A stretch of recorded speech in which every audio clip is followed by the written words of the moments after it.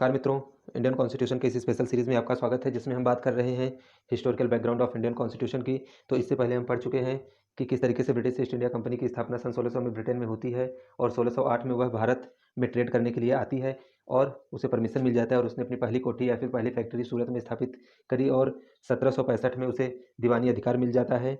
लेकिन उसके बाद के जो साल रहते हैं, इसमें जैसे कि रेगुलेटिंग एक्ट जो 1773 का आता है, इसमें ये पहला रेगुलेटिंग एक्ट था या फिर ये पहला कदम था जिससे ब्रिटेन पार्लियामेंट या ब्रिटेन के क्राउन का सीधा कंट्रोल अब कंपनी पर हो रहा था। इसके द्वारा भारत के जो बंगाल में जो गवर्नर थे, उनका अब नाम बदल के गवर्नर जनरल ऑफ बंगाल हो जाता है और जो पहले गवर्नर जनरल ऑफ बंगाल होते हैं वो होते हैं वॉरेन हेस्टिंग। इसके अलावा जो 1773 के रेगुलेटिंग एक्ट की कुछ कमियां थी उसको दूर करने के लिए 1784 में पीट्स इंडिया एक्ट आता है और 1773 की कमियों को दूर करता है। फिर उसके बाद 1833 में चार्टर एक्ट आता है। 1833 के ये जो चार्टर एक्ट है, इसके द्वारा जो गवर्नर जनरल ऑफ बंगाल थे, अब उनका नाम बदल के या फिर उनके स्थान पे गवर्नर जनरल ऑफ इंडिया हो जाते हैं और जो पहले गवर्नर जनरल ऑफ इंडिया होते हैं वो लॉर्ड विलियम बेंटिक, यानी कि लॉर्ड विलियम बेंटिक भारत के पहले गवर्नर जनरल होते हैं। इसी क्रम में 1853 में एक चार्टर आता है। फिर उसके बाद 1858 में एक गवर्नमेंट ऑफ इंडिया एक्ट आता है। ये इंपॉर्टेंट है क्योंकि 1857 में एक रिवोल्ट होता है। इसके बाद 1858 में जो ब्रिटिश ईस्ट इंडिया कंपनी है उसका पूर्णतः भारत से समापन होता है। अब शासन करने सीधे डायरेक्टली ब्रिटेन का पार्लियामेंट या फिर ब्रिटेन की सत्ता सीधे भारत में आ जाती है और कंपनी का यहाँ पे समापन होता है।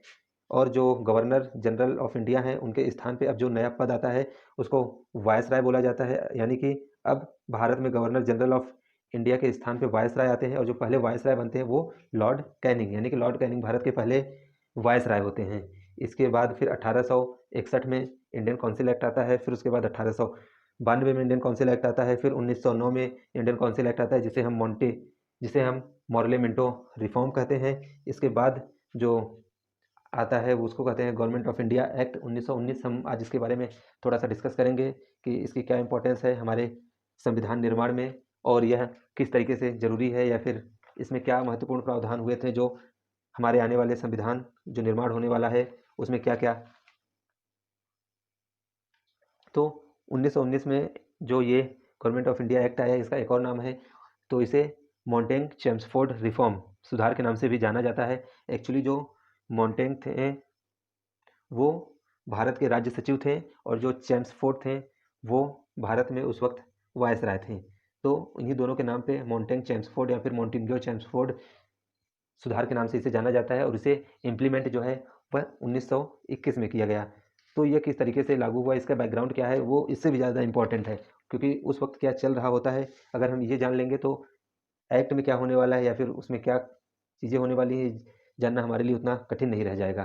तो एक्चुअली में इससे पहले जो 1909 का जो एक्ट आया था,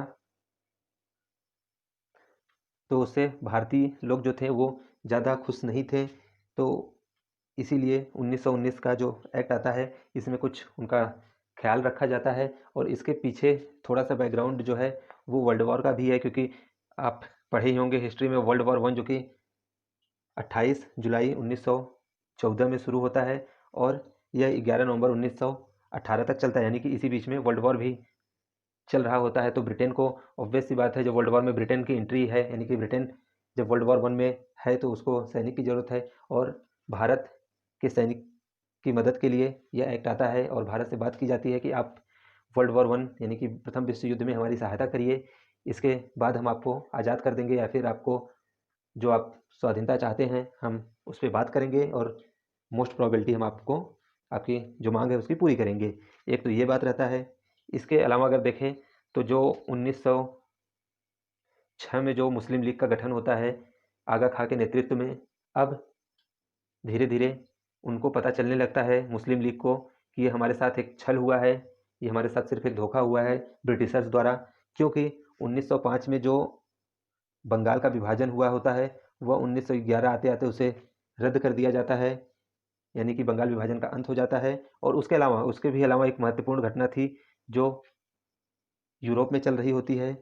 एक्चुअली और इटली तुर्की और इटली का युद्ध चल रहा होता है। इसके अलावा बाल्कन वॉर भी इसी वक्त चल रहा होता है। तो इन दोनों में जो ब्रिटेन है वह पूर्ण रूप से तुर्की के विरोध में अपनी नीतियाँ बनाता है, जिससे भारत में रहने वाले मुसलमानों को काफ़ी ठेस पहुंचता है, किस तरीके से उनके अगेंस्ट में पूरी नीतियाँ बनती हैं तुर्की में जो वहाँ पे खलीफा थे। इसके अलावा अगर देखें तो इंडियन नेशनल कांग्रेस और IML यानी कि इंडियन मुस्लिम लीग के बीच में एक समझौता होता है जो कि लखनऊ पैक्ट के नाम से जाना जाता है।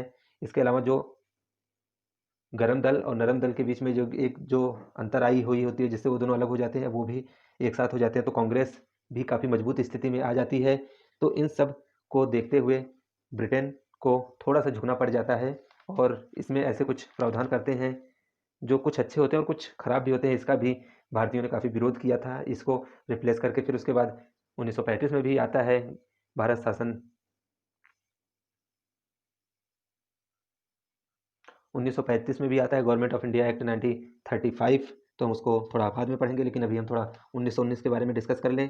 तो इन सब चीज़ों का जो बैकग्राउंड चलता है उसके पहले तिलक और एनी बेसेंट ने होम रूल का गठन कर लिया था। तिलक के बारे में अगर जाने तो हम तिलक ने दो जो महत्वपूर्ण न्यूज़पेपर चलाया था उसमें एक था मराठा और जो दूसरा था वो केसरी, यानी कि तिलक जी ने जो दो महत्वपूर्ण न्यूज़पेपर चलाए थे उसमें एक मराठा और एक केसरी था। और एनी बेसेंट ने भी दो न्यूज़पेपर ही चलाए थे, वो था न्यू इंडिया और दूसरा कॉमनविल, यानी कि कॉमनविल और न्यू इंडिया नाम से एनी बेसेंट ने न्यूज़पेपर चलाया और मराठा और केसरी नाम से तिलक जी ने दो न्यूज़पेपर चलाया।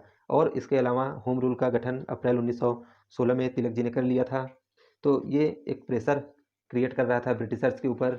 उसके अलावा जो ब्रिटेन में कुछ आंतरिक अशांति थी वो भी एक काफ़ी महत्वपूर्ण होती है। इस थी मिनिमम 8 और मैक्सिमम 12 कर दी गई, जो क्योंकि अब तो सैलरी उनको ही देना है ब्रिटेन को ही, तो ऑब्वियस सी बात है वो उसकी संख्या कम ही करेंगे। इसके अलावा अगर देखें तो प्रत्यक्ष निर्वाचन पद्धति की शुरुआत होती है। निर्वाचन पद्धति की शुरुआत 1909 में हो जाती है, लेकिन प्रत्यक्ष निर्वाचन पद्धति की शुरुआत जो है 1919 में होती है। हालांकि वह इतने अच्छे से नहीं होती, लेकिन फिर भी शुरुआत होती है जिसमें इसके अलावा अगर देखें तो जो एक 1909 में जो मुसलमानों को अलग निर्वाचन मंडल का गठन किया गया था, अब पंजाब में सिखों के लिए, मद्रास में गैर ब्राह्मणों के लिए और तथा एंग्लो इंडियन के लिए भी कर दिया गया था, यानी कि जो निर्वाचन मंडल का वो विस्तार किया गया। इसका कांग्रेस ने विरोध भी किया था और इसीलिए जो कांग्रेस 1919 के इस जो रिफॉर्म है इसको अगर नाखुश थी तो उसमें से एक रीज़न ये भी था कि जो निर्वाचक मंडल का जो विस्तार कर दिया गया था उससे कांग्रेस नाखुश थी, क्योंकि ये तो टोटली देश के विभाजन की बात की जा रही थी, इससे कांग्रेस काफ़ी नाखुश थी। इसके अलावा अब जो है द्वैध शासन लागू होता है, यानी कि सबसे पहले एक्चुअली मैं द्वैध शासन के बारे में आपको बता दूं कि इसको एक पुस्तक है लियोनार्ड कार्टिस की, उसके बारे उसी में डायरकी, उनकी पुस्तक का नाम है डायरकी, उसमें पहली बार इस द्वैध शासन की बात की जाती है। तो भारत में प्रांतों में, अभी केंद्र में नहीं, प्रांतों में सिर्फ द्वैध शासन लाने की बात की जाती है। हालांकि केंद्र में 1935 में ये आ जाता है। तो प्रांतीय विषयों को दो भागों में बांट दिया जाता है, पहला सुरक्षित और दूसरा हस्तांतरित। इन दो विषयों में बांट दिया जाता है। सुरक्षित विषयों में राजस्व, वित्त, न्याय, पुलिस जैसे महत्वपूर्ण नियम लिए जाते हैं और हस्तांतरित में स्वशासन, स्वास्थ्य, शिक्षा जैसे विषयों को लिया जाता है। और ये जो पूरा एक्ट 1919 का बना है, इसको जो किस तरीके से लागू होता है और किस तरीके से कार्य करता है, इसकी जांच करने के लिए 10 साल बाद इस पर एक कमेटी बैठेगी। इस कमेटी के बारे में यही भी बात कर ली गई थी, जो कि आती है वो साइमन कमीशन के नाम से, इसको हम आगे पढ़ेंगे। इसके अलावा अगर देखें तो विषयों का जो बंटवारा कर दिया गया था केंद्र और प्रांत में, और केंद्र में जो थे इस पर गवर्नर जनरल का अधिकार था, जैसे कि विदेशी मामला हो गया, राजनीतिक मामला हो गया, सूचना का मामला हो गया, कानून बनाना हो गया, ये सभी जो है वो केंद्र के पास थे। और केंद्र में यानी कि गवर्नर जनरल ही इस पर नियम वयम बना सकते हैं। और इसके अलावा अगर देखें तो केंद्र में जो उत्तरदायी सरकार लाने का कोई भी प्रयास नहीं किया गया था, परंतु हाँ, गवर्नर जनरल के कार्यकारिणी में 8 जो सदस्य थे उसमें से अब 3 भारतीय नियुक्त हुए, जिन्हें कि श्रम, शिक्षा, सुधार, स्वास्थ्य, उद्योग जैसे विभाग दिए गए। इसके अलावा अगर हम बात करें कि विधायिका में क्या क्या परिवर्तन किए गए, तो इसमें जो सबसे महत्वपूर्ण परिवर्तन किया गया, अभी तक जो भारत में जो सदन था वो एकात्मक सदन था, यानी कि इंपीरियल लेजिस्लेटिव काउंसिल था।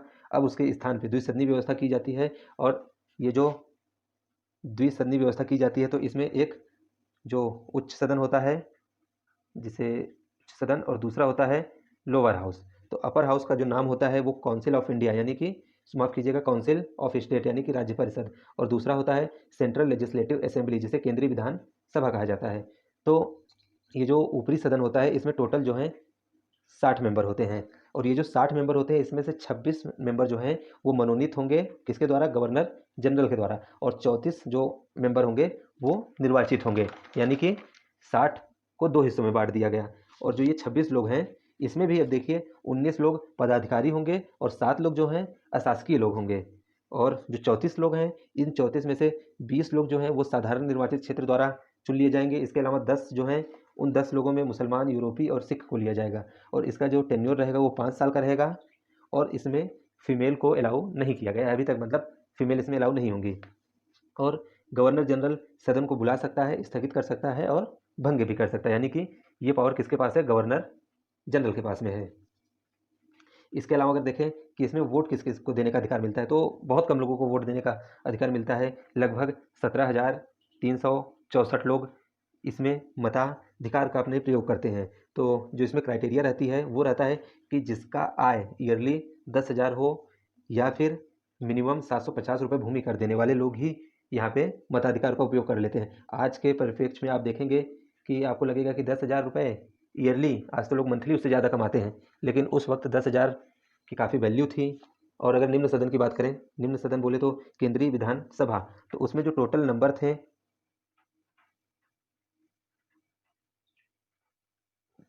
140 से 145 मेंबर थे। आप इसमें थोड़ा सुधार कर लीजिएगा, इसको 5 और कर दीजिएगा, ऐड करके ऐड 5, यानी कि 140 से 145 मेंबर टोटल थे। इसमें से जो 104 मेंबर थे वो तो निर्वाचित होंगे और 41 मेंबर जो हैं वो मनोनीत होंगे।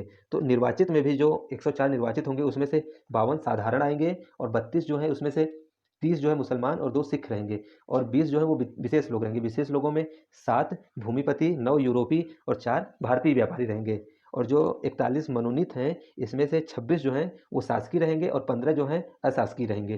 तो इसका पूरा एक खाका तैयार कर दिया जाता है और इसका टेन्योर रहेगा 3 साल के लिए। लेकिन ये कोई फिक्स नहीं है, लेकिन गवर्नर जनरल की इच्छा के अनुसार। एक आपको इंपॉर्टेंट फैक्ट मैं बता दूं कि 1936 में जो निर्वाचित की गई थी सभा वो टोटल 10 वर्षों तक चली थी। आप सोचिए 3-3-3 यानी कि 3 निर्वाचित, इतने में 3 का इलेक्शन हो सकता था, लेकिन नहीं, वो 10 साल तक चली थी।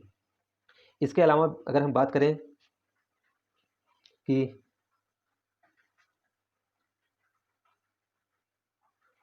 जैसे वहाँ पे दिया गया था कि जिनका ईयरली आय है वो 10,000 और या फिर मिनिमम 750 रुपये भूमि कर दे रहे होंगे वो वोट देंगे। तो इसमें थोड़ा सा फ्लेक्सिबल था। इसमें क्या किया गया था कि जो 15,000 रुपये किराया दे रहे हों या फिर 15 रुपये वार्षिक नगर निगम या फिर नगर पालिका को कर देते हो, एक्चुअली नगर निगम तो था नहीं, नगर पालिका को कर देते हो, या फिर 2,000 रुपये कम से कम आयकर देते हो या 50 रुपये भूमि कर देते हो। टोटल ऐसे लोगों की संख्या उस वक्त यानी कि 1920 के आसपास में ऐसे लोगों की टोटल संख्या जो है वो 9 लाख के तकरीबन थी। तो टोटल 9 लाख लोग इस वक्त वोट दे सकते थे। कहाँ पे, लोअर हाउस में।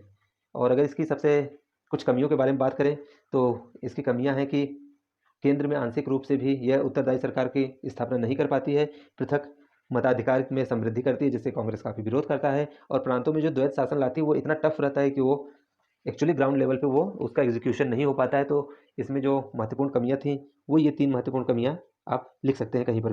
हाँ, आपको एक फैक्ट और बता दूं, इससे ही रिलेटेड है वो। इसमें क्या होता है कि इससे एक लोक सेवा आयोग का गठन होता है, यानी कि 1926 में सिविल सेवकों की भर्ती के लिए केंद्रीय लोक सेवा आयोग का गठन किया जाता है। ICS, इंडियन सिविल सर्विसेज का गठन किया जाता है 1926 में।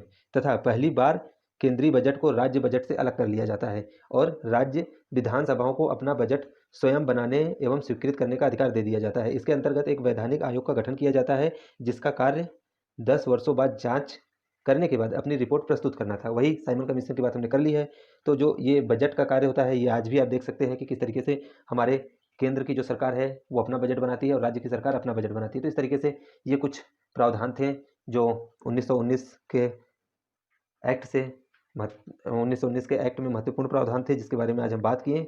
हमारा अगला लेक्चर जो होगा वो 1935 के गवर्नमेंट ऑफ इंडिया एक्ट के बारे में होगा। इसके बाद का जो हमारा नेक्स्ट वीडियो होगा वो इंडिया इंडिपेंडेंस एक्ट 1947 होगा। इसके बाद historical background of Indian constitution खत्म होगा और फिर हम बात करेंगे मेकिंग ऑफ कॉन्स्टिट्यूशन, यानी कि भारत का संविधान किस तरीके से बनता है। तो ये वीडियो पूरा देखने के लिए आपका धन्यवाद। और हाँ, चैनल को लाइक, शेयर और कमेंट करना ना भूलें। अगर कोई भी डाउट्स हो तो आप हमें कमेंट कर सकते हैं, या फिर कोई भी सुझाव हो तो आप उसे भी हमें को कमेंट में बता सकते हैं। अगर आपका कोई सुझाव हो तो निश्चित ही हम उसका पालन करेंगे अगर संभव होगा तो। और यदि आपका कोई कोई क्वेरी होगा या फिर कोई क्वेश्चन होगा तो आप कमेंट सेक्शन में उसे दीजिएगा। हम 1 से 2 घंटों में या फिर उसे नेक्स्ट अपने क्लास में सॉल्व करने का